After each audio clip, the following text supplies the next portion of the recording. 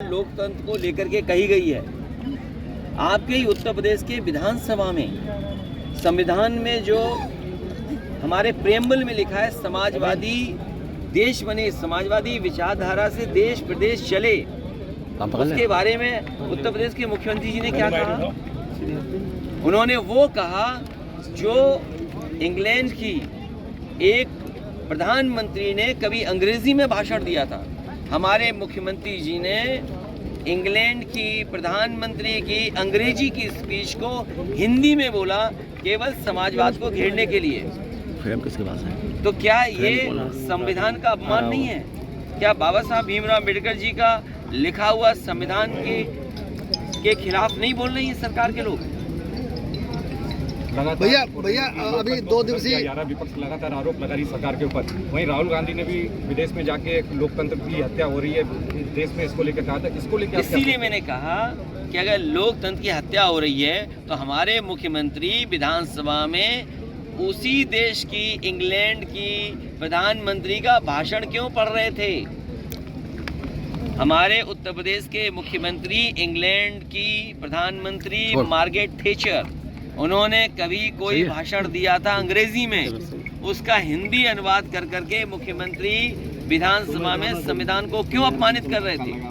क्या आप विदेशी प्रधानमंत्री का भाषण पढ़ करके बाबा साहब भीमराव अम्बेडकर जी का लिखा हुआ संविधान का अपमान कर सकते हैं क्या?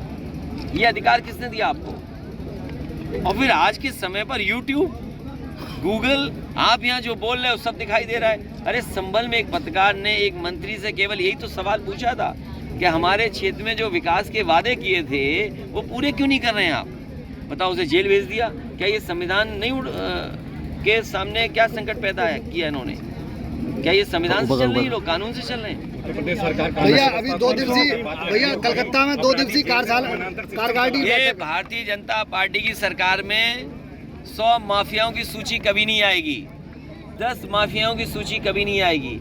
इसलिए नहीं आएगी क्योंकि जब भी सूची जारी होगी उसमें भारतीय जनता पार्टी के लोग सबसे ज़्यादा होंगे।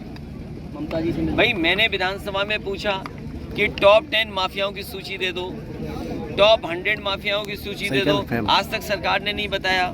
सरकार इसलिए नहीं बता रही है क्योंकि सबसे ज़्यादा बीजेपी के लोग निकलेंगे उसमें। आज आप बताइए, मैनपुरी में ज़मीन कौन कब्जा कर रहा है? गैर कानूनी काम मैनपुरी में कौन कर रहा है? सब बीजेपी के लोग कर रहे हैं। यार भाई, अगर कोई खबर सही चलाना चाहेगा तो बीजेपी के लोग प्रशासन के इशारा कर देंगे कि इसको जेल में झूठे मुकदमे लगा दो, हत्या हो जाएगी, हत्या कर देंगे, लेकिन धारा 302 नहीं लगेगी। और जिसने कुछ नहीं किया होगा उसे मारपीट से लेकर के गंभीर धाराएं लगा देंगे। क्या जो संभल में पत्रकार था, मंच में मारपीट की थी, वो सब देखा है सबने।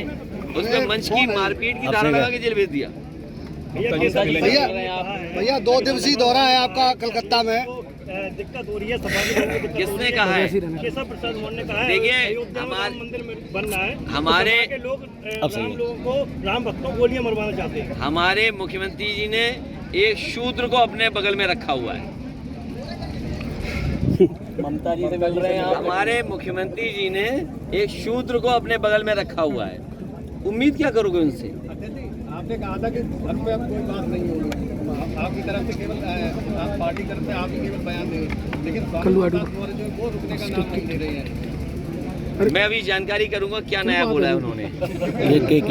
ममता जी से मिल रहे हैं अध्यक्ष जी ममता जी से मिल रहे हैं गठबंधन। मैं जानकारी करूंगा क्या नया। परसों उन्होंने बोला रामचरितमानस को दलित महिलाओं के खिलाफ बताया। देखिए, ये बहस लंबी है और ये मैंने कई बार कहा, विधानसभा में भी कहा कि 5000 साल से ज़्यादा की लंबी लड़ाई है, लेकिन ये लड़ाई अब हम लोग जीतने के करीब पहुंच गए हैं, इसलिए बीजेपी को परेशानी है। इसीलिए वो मुख्यमंत्री जी अपने बगल में एक शूद्र को रखते हैं और उससे बुलवाते हैं। भैया क्या माना जाए कि आप ये पूछिए, क्या वो शूद्र है कि नहीं है? भैया कलकत्ता में 2 दिवसीय कार्यकारिणी की बैठक होने जा रही है। जो बीजेपी पहले से घबराई हुई है कि ये मैनपुरी मॉडल क्या है। अब वो हो सकता है मैनपुरी घूम रहे हो, रिसर्च कर रहे हो कि मैनपुरी में कैसे बीजेपी इतना बुरा हारी है। मैनपुरी में जिला अधिकारियों को जो रामचरितमानस भागवत के लिए पैसा दिया जा रहा है, क्या लगता है 2024 में फिर ये?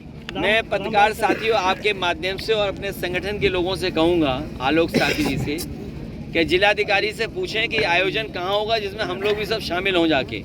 कम से कम जिलाधिकारी बताएं कि प्रसाद कहाँ मिलेगा, तो हम लोग सब जाएंगे, प्रसाद लेके आएंगे, क्योंकि सरकार का पैसा, जनता का पैसा।